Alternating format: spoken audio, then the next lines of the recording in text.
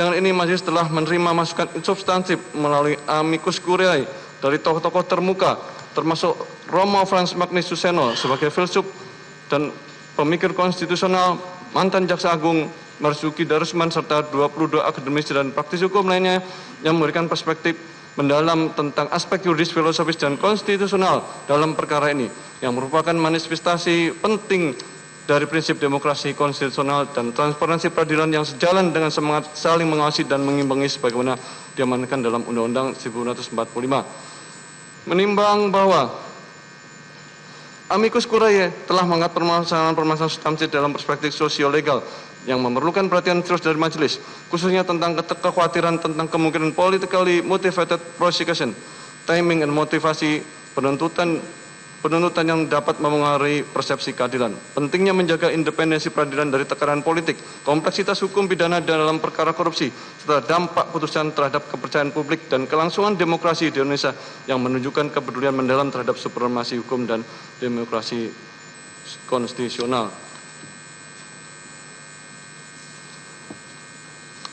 Menimbang bahwa majelis mengapresiasi semangat kepedulian konstitusional yang ditunjukkan para tokoh dalam amicus curiae dan menegaskan bahwa independensi peradilan yang sejati bukan berarti isolasi dari keprihatinan sah masyarakat, melainkan kemampuan untuk mengambil keputusan yang objektif, tidak memihak dan berdasarkan hukum tanpa terpengaruh oleh tekanan politik, kepentingan golongan atau motivasi di luar pencarian kebenaran dan keadilan, di mana majelis telah menerapkan prinsip dalam keraguan menguntungkan terdakwa tidak hanya terhadap fakta-fakta substantif, tapi juga terhadap aspek-aspek prosedural. Menimbang bahwa dalam memeriksa perkara ini majelis telah menerapkan standar analisis yang ketat terhadap setiap dakwaan, di mana dakwaan satu mengenai kepentingan perintahan penyidikan, majelis telah melakukan analisis dalam terhadap karakteristik delik material versus delik formil, aspek temporal yang berkaitan dengan perbedaan antara penyelidikan dan penyidikan, serta persyaratan ketat konkret dalam delik material yang pada akhirnya berkontribusi pada keputusan majelis untuk membebaskan terdakwa dari dakwaan tersebut karena tidak terpenuhi unsur-unsur secara temporal dan material.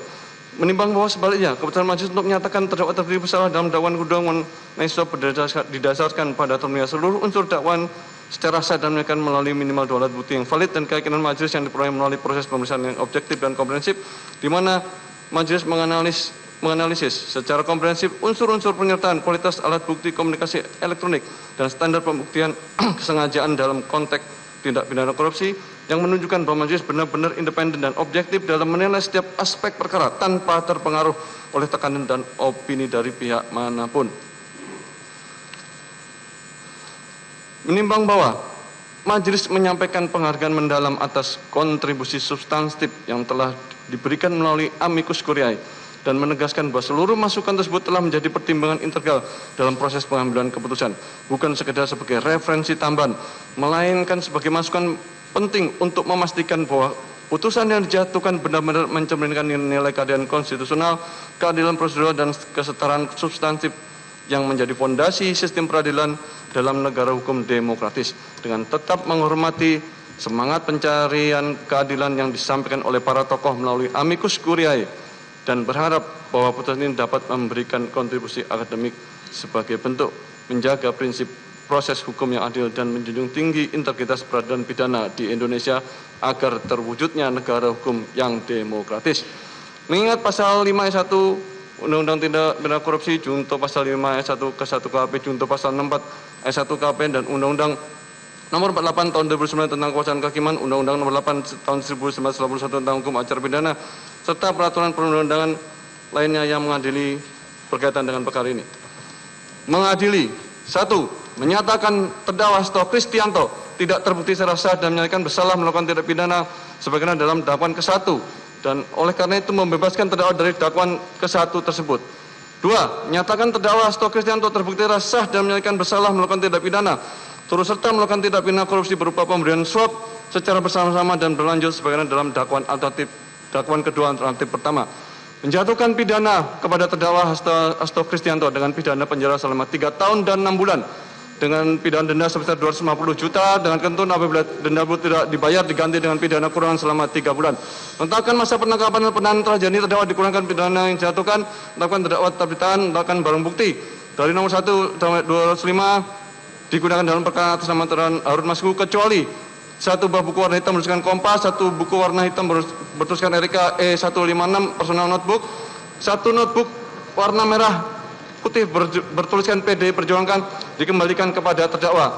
Membebankan kepada terdakwa untuk membayar perkara sebesar Rp7.500. Demikian diputus dalam sidang Perpusat Majelis Hakim Pengadilan Tindak Pidana Korupsi pada Pengadilan Negeri Jakarta Pusat pada hari Senin 21 Juli 2025 oleh Rosmanto SHMH selaku Hakim Ketua, Sunoto SHMH dan Hakim Ad hoc Tindak Pidana Korupsi Dr. Sigit Herman Binaji SHMH masing-masing sebagai hakim anggota yang diucapkan dalam sidang terbuka untuk umum pada hari Jumat 25 Juli 2005 oleh Hakim Ketua dengan didampingi para hakim anggota tersebut dibantu oleh panitia pengganti Pengadilan Negeri Tindak Pidana Korupsi pada Pengadilan Negeri Jakarta Pusat setelah dihadiri oleh penuntut umum pada Komisi Pemberantasan Korupsi dan terdakwa didampingi dengan para penasihat hukumnya.